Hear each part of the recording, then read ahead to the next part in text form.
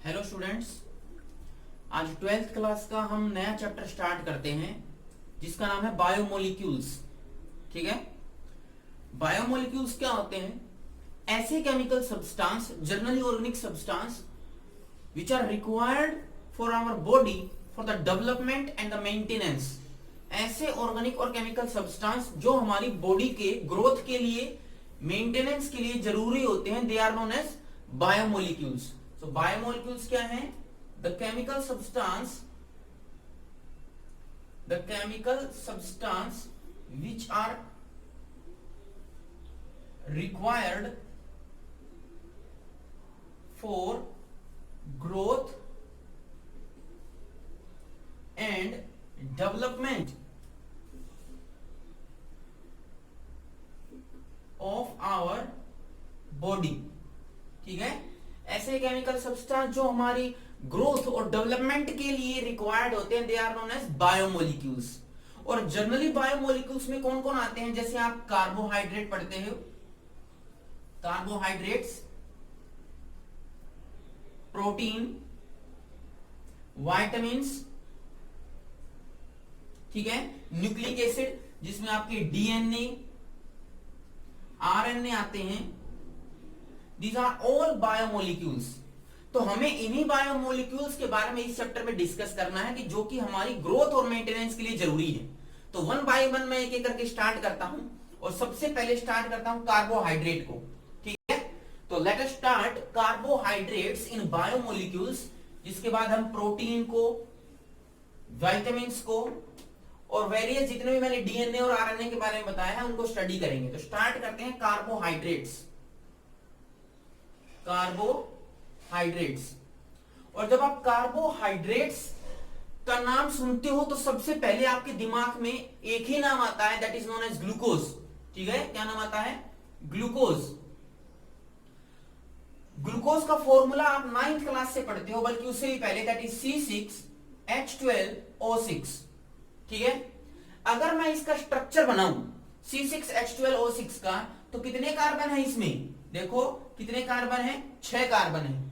ठीक है, स्टार्टिंग में फर्स्ट नंबर कार्बन के ऊपर इसमें कार्बोनिल ग्रुप लगा हुआ होता है, C≡OH। This is known as carbonyl group. Carbonyl group दो प्रकार के होते हैं, या तो एल्डिहाइड या फिर कीटोन। ये कौन सा है? एल्डिहाइड है। ये क्या है? ये एल्डिहाइड ग्रुप। ठीक है, उसके बाद सेकंड नंबर पे जो कार्बन है उसके ऊपर OH और H लगे होते हैं। सिमिलरली इधर भी H और यहां पर क्या लगा हुआ होता है? OH।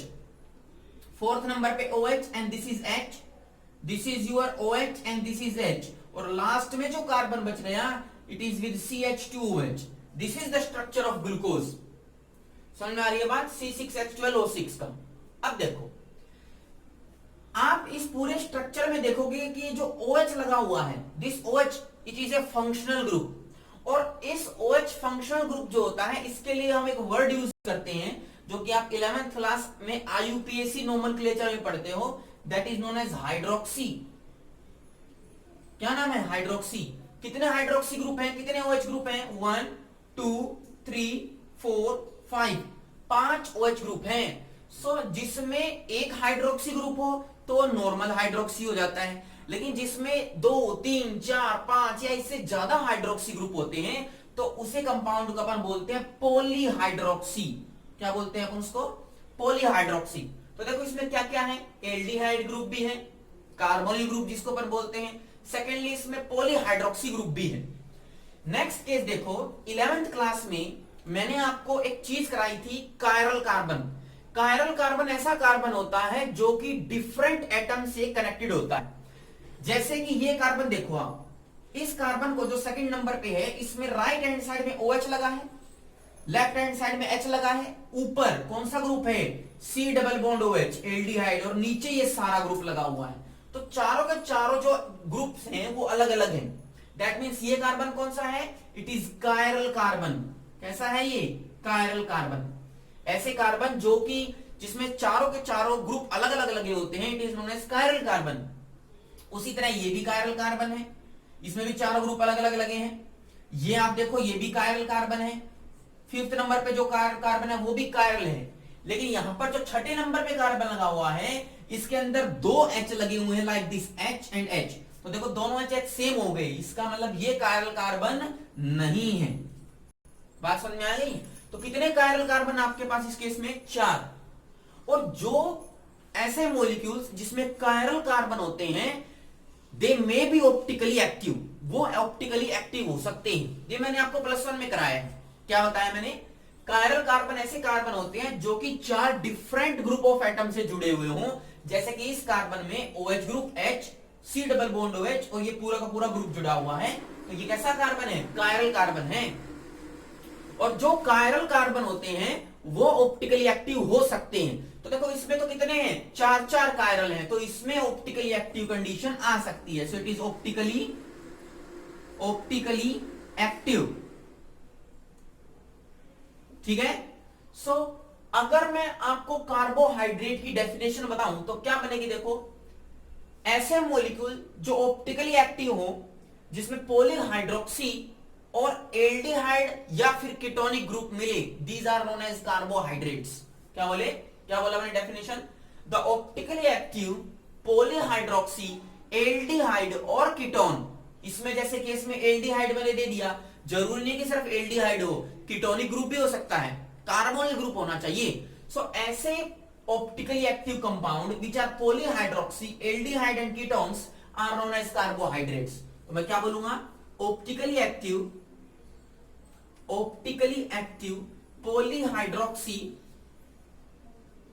Polyhydroxy, aldehyde and ketone are known as what? Carbohydrates.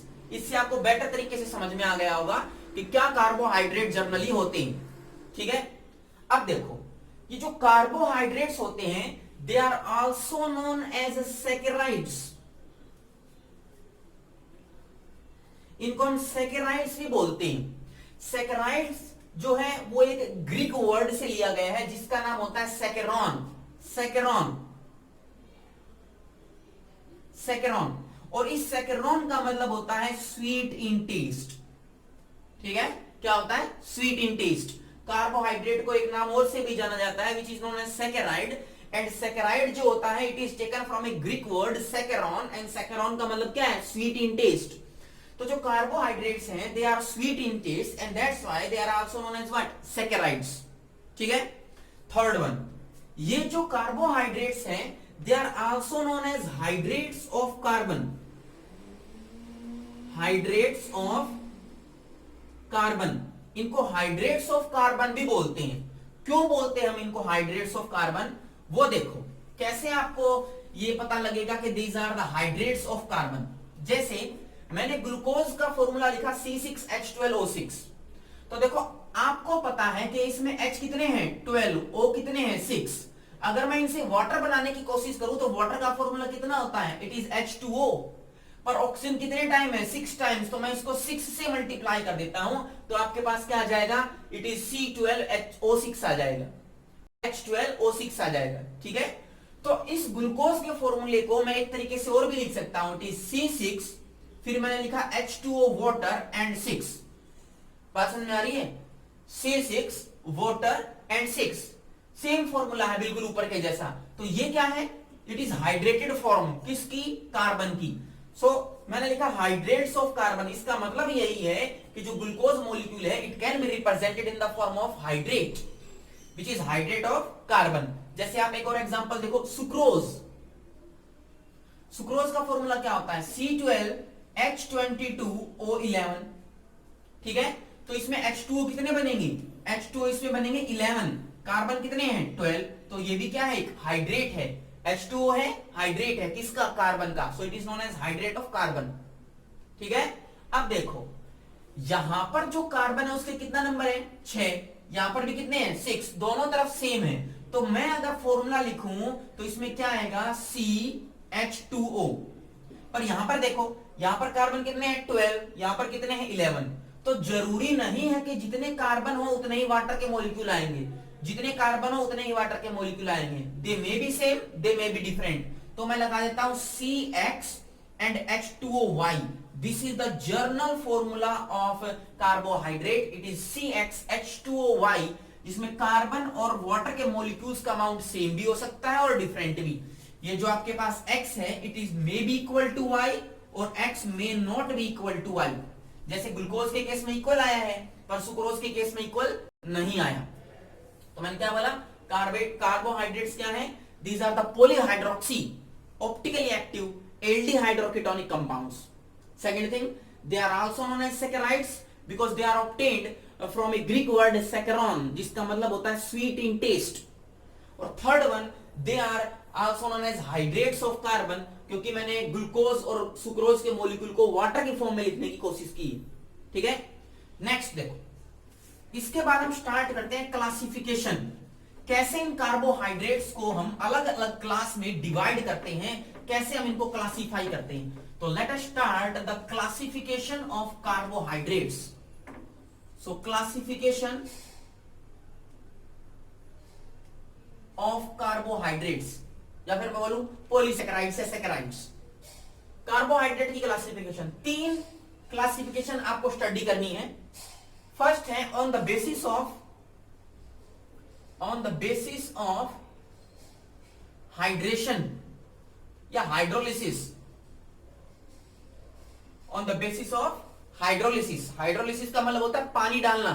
पानी डालने के बाद आपको क्या क्या प्रोडक्ट मिलेंगे किसी कार्बोहाइड्रेट में डालने पे, पानी वाटर डालने पे, it is known as hydrolysis. Second है on the basis of taste, उसका टेस्ट कैसा है, वो श्योर है, स्वीट है, स्वीट इन टेस्ट है भी या नहीं भी, इसके बेसिस पे। And third one on the basis of reducing character, इनके बेसिस पे आपको डिस्कस करना है 3 प्रकार से।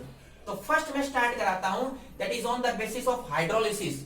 हाइड्रोलिसिस का मतलब आपने कार्बोहाइड्रेट में पानी डाला और पानी डालने के बाद वो किस किस प्रोडक्ट में बनता है, that is known as on the basis of hydrolysis. और इसमें जो आपका फर्स्ट केस आता है, it is known as monosaccharide. Monosaccharides बोलते हैं। सैकेराइड्स का मतलब कार्बोहाइड्रेट, मोनो का मतलब 1। ऐसे कार्बोहाइड्रेट जिसमें हम वाटर डालें, हाइड्रोलिसिस कराने की कोशिश करें, पर वो फर्दर किसी मॉलिक्यूल में ना टूटे। जैसे देखो, आपके पास कंपाउंड है C6H12O6, ग्लूकोज है ये। अगर आप ग्लूकोज में वाटर डाल के हाइड्रोलिसिस कराने की कोशिश करोगे तो ये नहीं टूटेगा, it will not break at all. तो इसका मतलब ये जो कंपाउंड इट इज कैसा है, मोनोसैकेराइड है, it will not break upon hydrolysis. So ऐसे carbohydrate which upon hydrolysis does not produces any monomer, जो कि टूट करके कोई और केमिकल कंपाउंड नहीं बनाते हैं, मोनोमर्स नहीं बनाते हैं, these are known as monosaccharides. ठीक है, जैसे देखो मैंने आपको कौन कौन से केस कराए हैं मोनोसैकेराइड की। अगर मैं बात करूं तो देखो कौन कौन से इसमें केस आएंगे। First example, it is glucose. First example करा रहा हूं मैं आपको, एक ग्लूकोज का फॉर्मूला C6H12O6, ये भी नहीं ब्रेक होगा, किसी में नहीं होगा। सेकंड एग्जांपल कौन सा इसका, second example is fructose,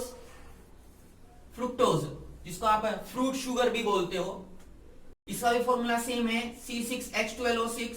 third one galactose, it is also with same formula C6H12O6। और इन तीनों में ही आप पानी डालो, वाटर डालो, हाइड्रोलिसिस कराओ, they will not break into their monomer units, नहीं टूटेंगे। तो that means they are known as monosaccharide, बिल्कुल अकेले हैं, हाइड्रोलिसिस कराने पर नहीं टूटेंगे। ठीक है, ये आपको याद रखना है। अब देखो, आप अगर मोनोसैकेराइड की बात करोगे तो उसमें कार्बन का जो नंबर होता है, कार्बन का number, it is generally from 2 to 7। जैसे इन केस में ग्लूकोज में मैंने कार्बन कितने लिए 6, फ्रुक्टोज में कितने लिए 6, गैलेक्टोज में कितने लिए 6। तो वैसे ही जितने भी मोनोसैकेराइड होते हैं उनमें जो कार्बन का नंबर होता है, it is from 2 to 6 equal होता है। ठीक है, और जर्नल फॉर्मूला अगर मैं लिखूं कार्बोहाइड्रेट्स का with monosaccharide, it is with CH2O2N। N का मतलब नंबर ऑफ कार्बन आइटम कितने होंगे उसमें। अब देखो, अब जैसे इस केस में 6 है, तो मैं अगर N की वैल्यू को 6 रखता हूं, if N is equal to 6, तो क्या फॉर्मूला बनेगा C6H12 O6। देखो ग्लूकोज का, फ्रुक्टोज का, गैलेक्टोज का बन गया। सो it is the general formula of monosaccharide, ये आपको याद रखना है। तो first category on the basis of hydrolysis में कौन सी है? It is monosaccharide.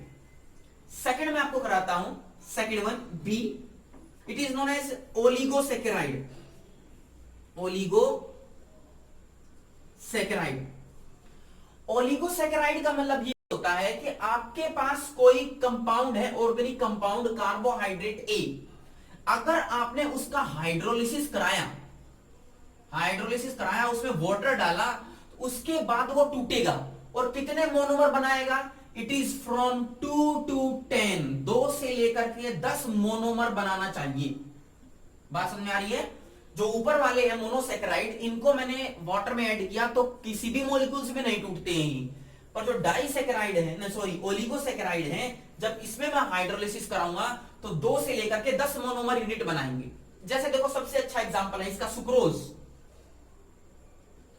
सुक्रोज का फॉर्मूला C12H22O11। अगर मैं इसका हाइड्रोलिसिस कराता हूं, इट विल ब्रेक, किस किस में टूटेगा? ग्लूकोज में प्लस फ्रुक्टोज में टूटता है। ठीक है, ग्लूकोज का फॉर्मूला C6H12O6 एंड फ्रुक्टोज का फॉर्मूला C6H12O6 सेम। तो देखो सुक्रोज ने हाइड्रोलिसिस कराने पर कितने मॉलिक्यूल बनाए? 2। तो देखो यहां पर 2 लिखा मैंने, तो इसका मतलब ये किस कैटेगरी में आएगा? ओलिगोसेकेराइड। ठीक है, वैसे देखो मैं एक और एग्जांपल लेता हूं, रेफिनोज। अगर आप रेफिनोज का हाइड्रोलिसिस कराओगे, it will break into glucose plus fructose plus galactose, तीनों में टूट जाएगा। और तीनों का फॉर्मूला क्या है? सेम, C6H12O6 एंड C6H12O6, तीनों का फॉर्मूला सेम है। तो देखो 2 से लेके 10 मोनोमर यूनिट बननी चाहिए, इसमें कितनी बन रही है? 3 बन रही है। सो ये कैसा है? It is raffinose with oligosaccharide. एक और एग्जांपल मैं आपको कराता हूं। ठीक है, नेक्स्ट एग्जांपल है स्टेकिरोज।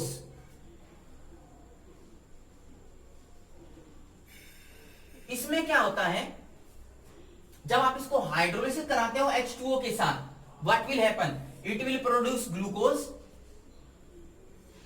Plus fructose plus 2 molecules of galactose. इसमें क्या बना? रेफिनोज का कराया था मैंने, ग्लूकोज, फ्रुक्टोज एंड गैलेक्टोज, 3 ही बने हैं। इसमें कितने बने हैं? 4।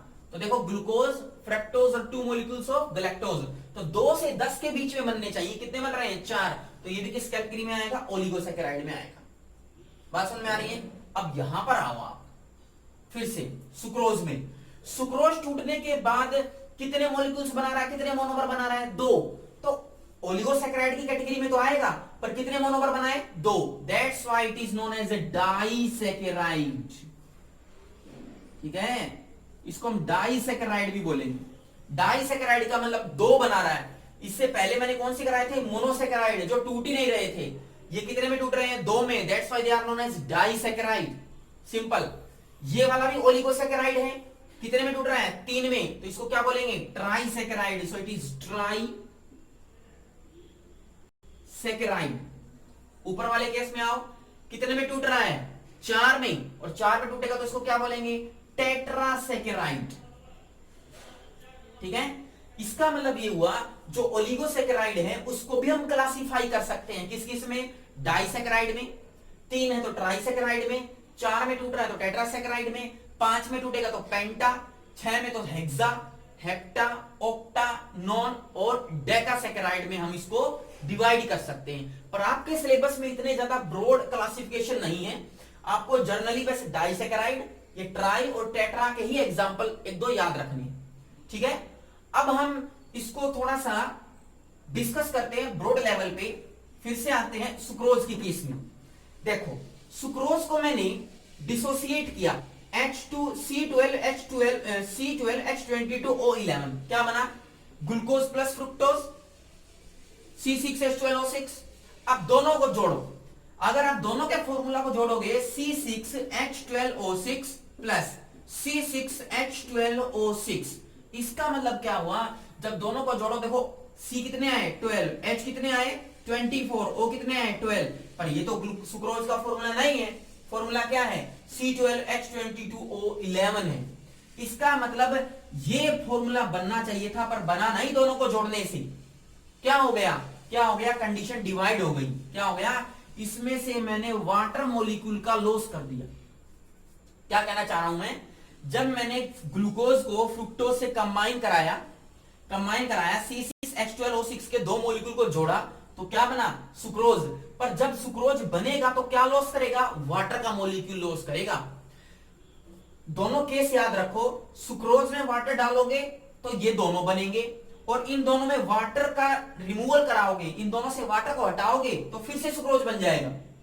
बात समझ में आ रही है। हाइड्रोलिसिस का मतलब वाटर ऐड करना, और जब दोनों मिलाओगे तो डिहाइड्रेशन हो जाएगा, पानी बाहर निकल जाएगा, लॉस ऑफ वाटर, और फिर से सुक्रोज बन जाएगा। अब देखो यहां पर कितने मॉलिक्यूल मिल रहे हैं, दो। तो जब दो मॉलिक्यूल मिलेंगे तो कितने वाटर का लॉस होगा, 1 वाटर, 1 H2O। यहां पर देखो ग्लूकोज, फ्रुक्टोज और गैलेक्टोज तीनों को मिलाओ, जब तीनों मिलेंगे तो मिलकर के क्या बनाएंगे, रेफिनोज। पर जो रेफिनोज का फॉर्मूला आएगा वो देखो क्या है, आना चाहिए इस कंडीशन से।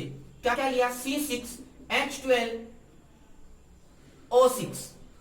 ठीक है, कितनी बार लिया यही फॉर्मूला, 3 बार। तो आप मल्टीप्लाई करके देखो जरा कितना आएगा, C18H36O कितना आएगा 18।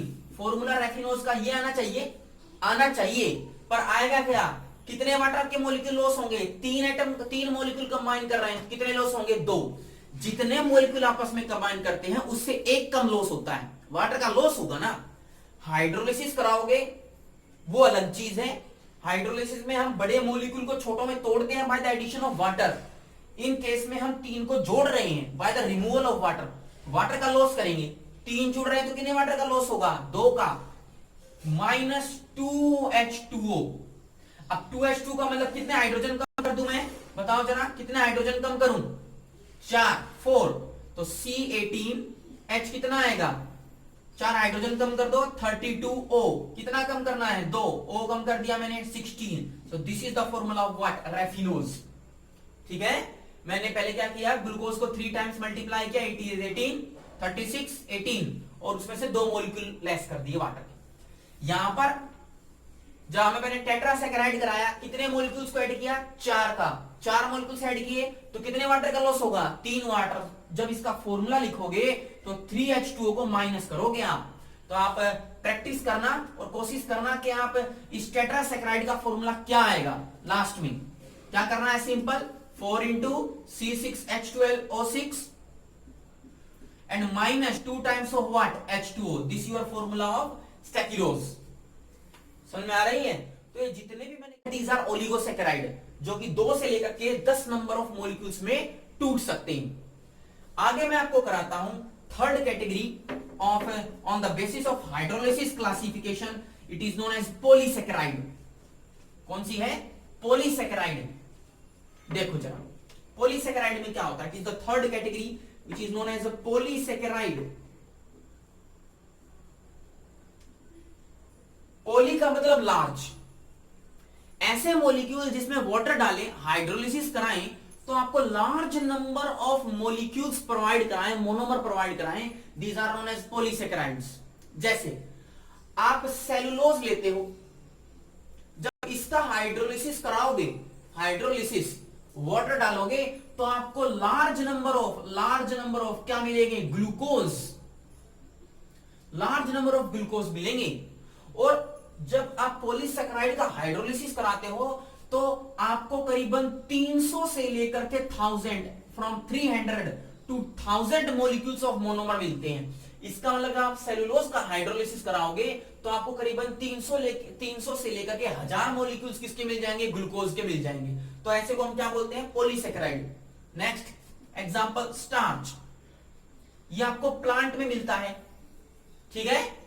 इसको भी आप डिसोसिएट कराओ, वाटर का एडिशन कराओ, हाइड्रोलिसिस कराओ, ये भी क्या देगा, ग्लूकोज ही देगा। हालांकि इन दोनों के ग्लूकोज में फर्क है, वो मैं आपको आगे करवाऊंगा, ठीक है। Next example, glycogen. ये भी इसी का केस है जिसमें आप वाटर डालोगे, हाइड्रोलिसिस कराओगे, ग्लूकोज बनाएगा, large number of glucose molecules. Amylose, ये भी इसी का एग्जांपल है। पॉलीसेकेराइड, वाटर डालोगे, large number of glucose molecule बनाएगा।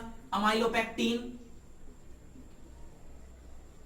ये भी क्या है, पॉलीसेकेराइड। तो इनमें जितने भी मैंने एग्जांपल लिखे हैं, cellulose, starch, glycogen, amylose, amylopectin, इनमें आप वाटर डाल के हाइड्रोलिसिस कराओगे तो large number of round about 300 to 1000 molecules of monomer आपके पास मिलते हैं। मोनोमर सेम भी हो सकते हैं, डिफरेंट भी, उससे कोई मतलब नहीं है, बस मोनोमर ज्यादा बननी चाहिए। It is known as polysaccharide. तो आपके पास फर्स्ट क्लासिफिकेशन कराई मैंने, monosaccharide, oligo, polysaccharide on the basis of hydrolysis. Next classification जो मैंने आपको बताई थी on the basis of test, वो देखो आप। सेकेंड क्लासिफिकेशन है on the basis of test.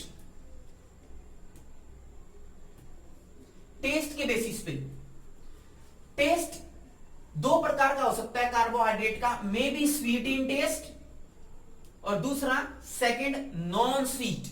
ठीक है, अगर आपके पास स्वीट टेस्ट का है, नॉन स्वीट, स्वीट टेस्ट का है, उसको हम बोलते हैं शुगर। उसको हम क्या बोलते हैं, शुगर, चीनी, जिसको नॉर्मल वर्ड में हम बोलते हैं।